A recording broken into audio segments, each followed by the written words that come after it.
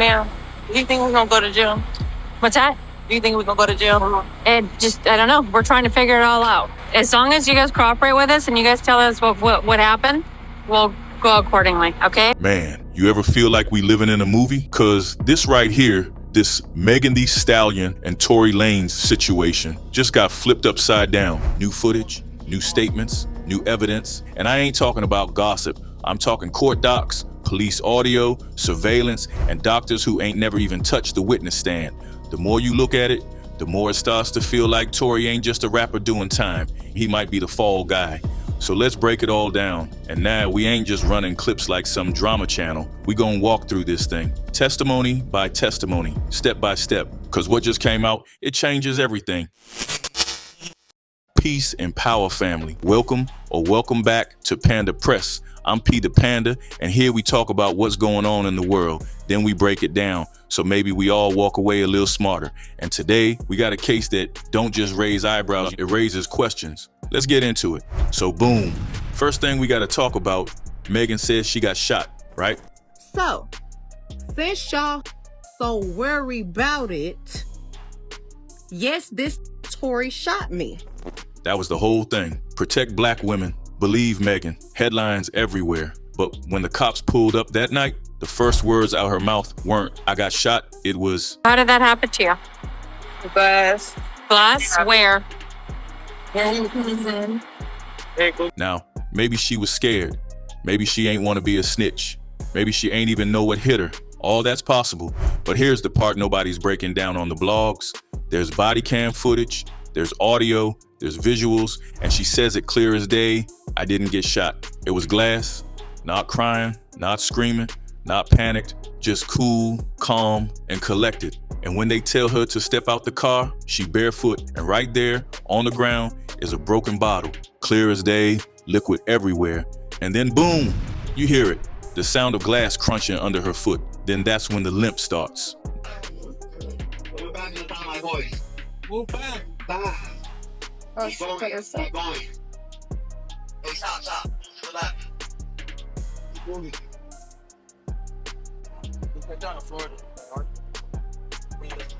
Yeah. Not before, after. She wasn't limping when she sat in the car. She wasn't limping when the door opened. But the second she steps out and hits that bottle, her whole gait changes. Starts favoring the foot. You can even see the shards. You can trace her steps in the spilled liquid. And the wildest part, the cops noticed. They ain't say she's been shot. They said, looks like she stepped on the bottle. One of them literally says, yeah, she just cut herself right now. Move back. Oh, stop. Right now, as in front of them. So let's get this straight.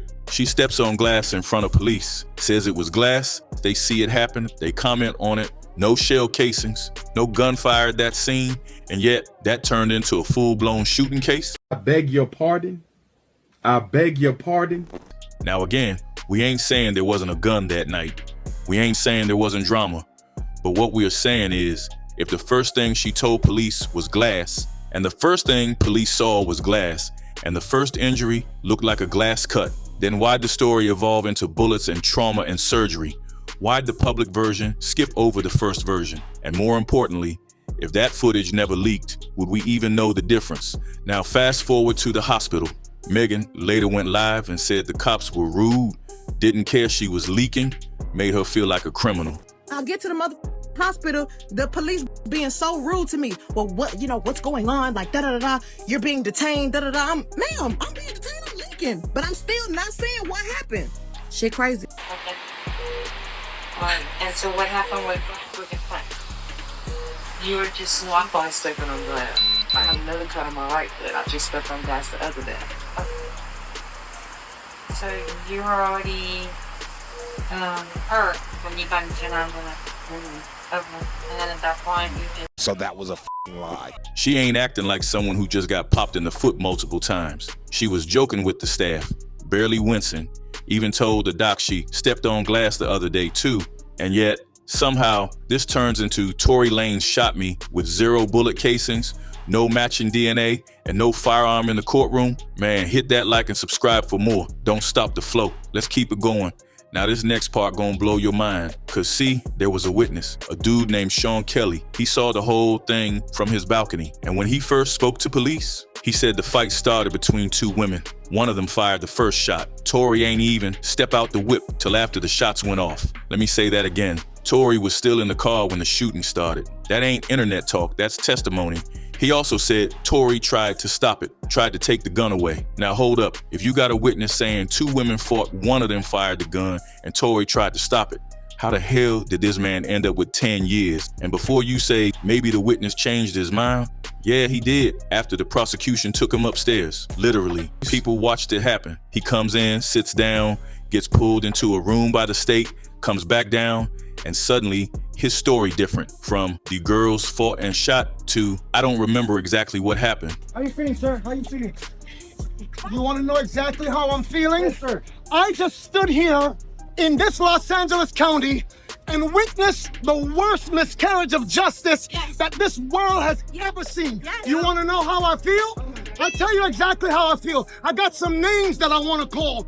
Alex Spiro, Desiree Perez, and the whole wicked system of Rock Nation, including you, Jay-Z. Yes. Yes. You who say you rose from the gutter, but you have traded and bartered the souls of young men, and you're still doing it. Amen. The only independent witness in this courtroom is a man whose name is Sean Kelly. He came to court, and our attorneys, he would not even shake their hand after he went upstairs with Kathy Toth and Alex Bott. They met on Saturday before. They met with our witness. And then the man came back, and I sat in the hallway while he sat with Jody Little, the prosecutor's investigator, who acted so dumb, an intelligent woman who did not want, listen, I've seen so much evidence buried in this, and I know exactly what the public out here will say. Don't talk. You will say, I say this because I'm a father. See, I am a father of thousands around the world. I'm a father of my kids, but a spiritual father to many. And I don't make stupid allegations because I got nothing better to do. You all have been bartering and trading the souls of young black and brown men in this country. And I'm calling on all the umbrellas. I'm calling on everybody in this country to begin to rise up because your sons have been done dirty. Sketchy, don't even begin to describe that. Now let's talk about Kelsey Harris, Megan's best friend, or maybe I should say former best friend, because that night, it ended more than just a party. It ended a friendship, a sisterhood, and maybe somebody's freedom. Now here's where it gets messy. Kelsey was there, in the car, in the fight, in the moment. She knew what happened, and in her first interview with prosecutors, she laid it all out, said she saw the gun, saw who fired it, gave names, details, but then court date comes around, and boom, I don't remember. It was all a blur. I was trying to protect myself. She flipped faster than a coin in the air, and when they pressed her, she admitted it. I lied under pressure. Do me a favor, please. Get out of here. Get out of here, man. I'm saying. She said the words out loud, on record, in front of everybody. Man, that's not just shaky testimony. That's the foundation crumbling under this whole case. And let's not forget, Kelsey didn't just backtrack. She pulled a full U-turn. 1 minute she says, Tory shot Megan. Next minute she says, I didn't actually see what happened. I was getting out the car. 1 minute she's giving details about where Tory was standing. Next minute she's like, yeah, I said all that before, but I wasn't being truthful. You see what I'm saying? She played both sides of the street, and now we supposed to just pick the version that fits the narrative? Nah, that's not justice. That's guesswork. And here's the part that really tells you something. Before Kelsey even got up on that stand, she asked for immunity. Immunity from prosecution. Now pause on that. If she was just a witness, if she didn't do nothing wrong, why would she need protection? You only ask for immunity when you think you might get caught up. So what was Kelsey really worried about? And what exactly was she trying to protect herself from? And look, I ain't saying she's evil either. Maybe she was scared. Maybe she was caught in the middle of something bigger than her. But when the only person who ever put the gun in Tory's hand in public ends up saying she was pressured and lied, man, come on. That ain't a small contradiction. That's the whole case in question. So I'll ask you again, If the star witness ain't even solid, that reasonable doubt hitting yet, now here's where it gets wild. Let's say Tory did it, right? You'd expect his DNA on the gun, on the magazine, somewhere, except it wasn't there. A forensic expert came in and said 90% of the DNA on the weapon belonged to some unknown male. Tory wasn't a match.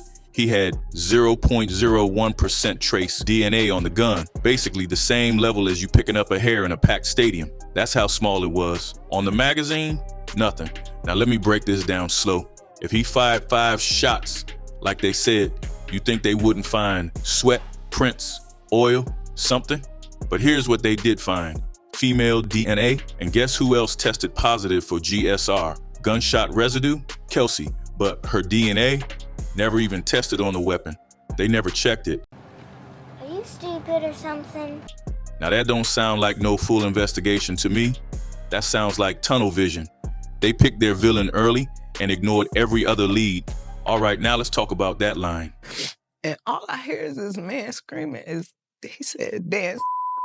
Megan said, Tory yelled that right before shooting. That quote hit headlines like wildfire. Late night talk shows ran with it. Social media turned it into a punchline and a protest. But here's what don't sit right. Out of everybody involved, only Megan said it happened. Kelsey didn't hear it. Sean Kelly, the only independent eyewitness, didn't hear it.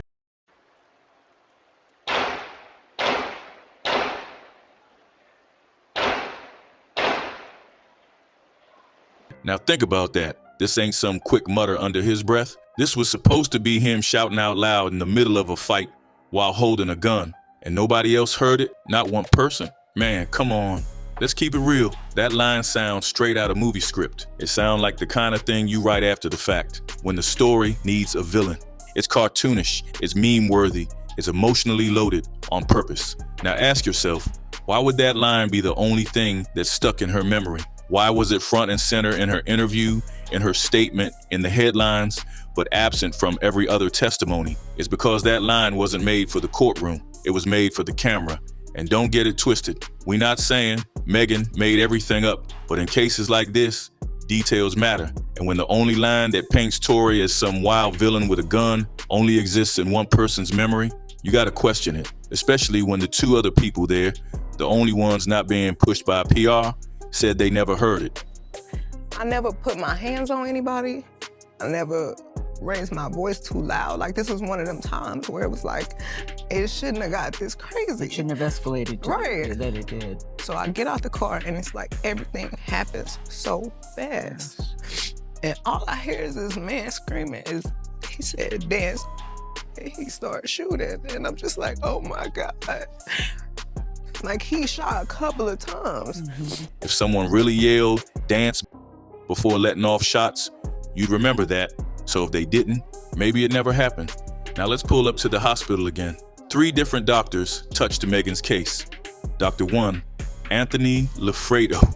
He said what he saw looked like cuts from broken glass. Didn't even mention bullets. Dr. 2, Milton Little. He's the only one who said gunshot wounds. But even then, the fragments he supposedly pulled out, gone, vanished, lost, never presented in court. Chain of custody? Poof. Dr. 3, Anna Howell, said the wounds were clean, no fractures, no shrapnel worth talking about. She diagnosed an infection, treated it, sent her home, didn't say a word about bullets. So 3 doctors, 3 opinions, only one mentions gunshots, and even then, can't show proof? Yeah, that's shaky. I'll get to the hospital, the doctors do x-rays on my feet. Oh, ma'am, you got bullets in your feet, got bullet fragments in your other foot. I'm thinking the doctors is the police, so I'm still trying not to tell them, like, nah, I didn't know I got you know what I'm saying? I'm scared. Like, I've never been shot before. I don't have to lie about that. Now, here's where it gets deeper. There's a whole website now that laid this out. And guess who backed it? A Republican Congresswoman, Anna Paulina. She said this ain't about hip-hop or celebrity. It's about a corrupt system railroading a black man for headlines. Now, whether or not you rock with her politically, that's a bold claim to make. And the evidence? Well, you looking at it. Now let's really talk about the timeline, because Megan said she kept it all off social media. She said she was protecting Tory, said she only went public because he went public first. That's the story, right? But facts don't lie. Yes, this Tory shot me. You shot me. and you got your publicists and your people going to these blogs lying and stop lying. Why lie? I don't understand. I tried to keep the situation off the internet. Let's break this down step by step. July 15th, 2020. Megan posts on Instagram that she was shot. Doesn't name names, but plants the seed. July 16th. She tells LAPD that Tory did it. That's official, not rumors, police statement. August 20th. She goes live on Instagram and publicly says again, Tory shot her. October 20th. That's the first time Tory says anything publicly. 2 months later. So ask yourself, if Megan named him to the police the day after, and then went live a month later on Instagram, what part of that is protecting him? If she already told the world twice before Tory ever spoke, what was she protecting? So that was a f***ing lie. Let's be real, that ain't I stayed silent for his safety. That's I controlled the story before he could. And you wanna know when she went live for the first time? Tory's birthday. Like, think about that. You go live, not just on a day, but on his day. Why would I lie? You want me to be a bad person so bad, and y'all motherfuckers want to believe the lie before you believe the truth. Stop it. Get some help. That ain't random. That's strategic. That's a mic drop moment. A power play, a shot to the public while he still had his mouth shut. And you tell me, how many people sit on a life-changing truth then just so happen to speak out on someone's birthday? Let that sink in. This wasn't about silence. It was about control. Now this next part might sting. Megan had just come from Kylie Jenner's house that night. She was lit. They was all lit. Hollywood vibes, celebrity mess, everybody feeling themselves. Then boom, it all goes left. Rumors started flying. People said she tried to fight Kylie, that she was getting into it with Kelsey, that she was messing with Tory, who was already messing with Kelsey on the low. Now imagine that story hitting TMZ first, drunk at a party, fighting your best friend, getting exposed for sleeping with the same man she was messing with. Glass on the floor, wounds, drama. That version, ugly, makes you look reckless, jealous, and out of pocket. Now flip it. Same night, same people. But now the story is, angry man shoots successful woman for speaking up. That version, PR gold, clean, empowering, marketable. That version makes you the face of Protect Black Women. That version gives you a GQ cover and late night interviews and brand deals. You see what I'm saying? Now I'm not saying she sat there and mapped out a scheme, but I am saying the version that hit the internet wasn't the version that hit the cops first. And once the internet picked a side, it was a wrap. The sympathy came rolling in. The media followed her lead. The blogs ran her version without question. And anybody who pushed back, canceled, silenced, labeled a hater. But the deeper you look, the more you realize this might not have been about justice. It might have been about image. Now let's rewind this whole thing to where it really popped off. Forget the headlines, forget the drama. Let's talk about what actually started it all. According to the only neutral eyewitness and both bodyguards, it wasn't Tory that kicked things off. It was two women, Kelsey and Megan. Yep, besties, out in the street, throwing hands in public. Eyewitness said it was loud, wild, straight chaos, not no little argument, not no Hollywood catfight. We talking real beef. And here's what's crazy. When it was all said and done, Kelsey had cuts, bruises, scratches on her legs, bleeding. Tory, not a single mark. Now you tell me, if a man went off in a violent rage and started shooting, wouldn't he be involved in the mess? Wouldn't he have some scratches, some scuffle wounds? But no, the only people who looked like they had a real altercation was the women. And here's where it gets deeper. When that fight escalated, when the yelling turned into punches, someone went for the gun. And according to Sean Kelly, who watched it all go down from his balcony, it wasn't Tory. He said one of the girls fired the first shots.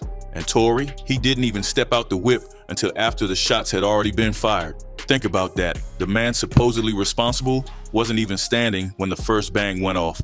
Instead, the story goes, and I'm paraphrasing Sean here, I saw two girls fighting, then one of the girls started shooting, then Tory jumped out and tried to take the gun away. That's not hearsay, that's court testimony, and it matches what Kelsey's own security guard said It matches what Tory's bodyguard said. It even matches what Kelsey herself implied when she suddenly needed immunity before she got up on the stand. Now look, innocent people don't usually need immunity. You don't request protection from prosecution. Why are you running? Why are you running? Unless you think you might get prosecuted. So what was she afraid of? Why was her first move before even testifying to lawyer up and shield herself? And why did she flip-flop on the stand like she was trying to remember which version of the story she told last? Because here's the thing most folks missed. If Tory really pulled that trigger first and Kelsey was just a bystander, she'd be the star witness. The prosecution's golden ticket, she wouldn't need protection. She'd be the victim's backup. But that's not how it played out. Instead, they treated her like a potential suspect because deep down, they knew there was more to that fight than Megan ever said out loud. Bottom line, that night wasn't just Tory versus Megan, it was Megan versus Kelsey. And somewhere in that mess, shots got fired. But the person who pulled the trigger might not have been the one that did time. Let's piece it all together. Megan and Kelsey beefing over a man. Alcohol in the mix, fighting in the street. Megan steps on glass again right after she already had cuts on her feet. Kelsey allegedly grabs the gun, fires, misses, fragments bounce, maybe hit Megan. Tory gets out, tries to break it up. Cops show up, everybody's scared, and then the story flips. Next thing you know, a man's doing 10 years, even though his DNA ain't on the gun. Hey, bro, come on now, dog.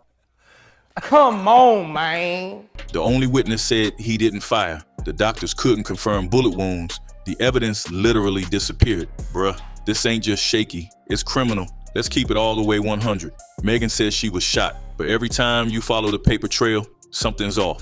Her first story, glass, her tone that night, calm. The footage shows her stepping on a bottle and then start limping. The witness said Tory wasn't even out the car when shots went off.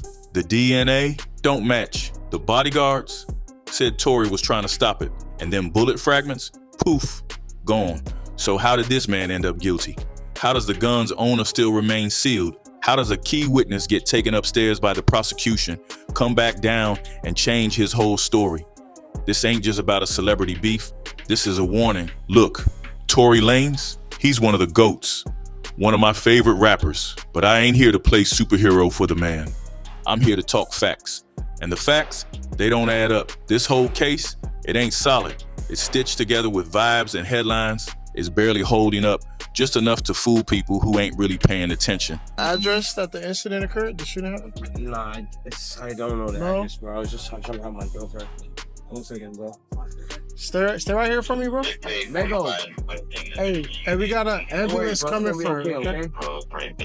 Hey, bro, step up right here. We got an ambulance coming for her. All right. Just a quick question. Gonna be good. Have any injuries on you?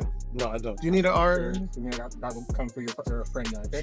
But if you watch this thing, if you read between the lines, if you sat with the receipts instead of the retweets, you already know what's going on. They needed a villain. They needed a face. Somebody the public would believe could do it, no matter what the evidence said. And let's be real. Megan, she got the benefit of the doubt. She got the sympathy, she got the press, she got the deals, she got the WAP anthem turned survivor arc. Tory, he got 10 years and a courtroom that looked the other way when the truth got too inconvenient.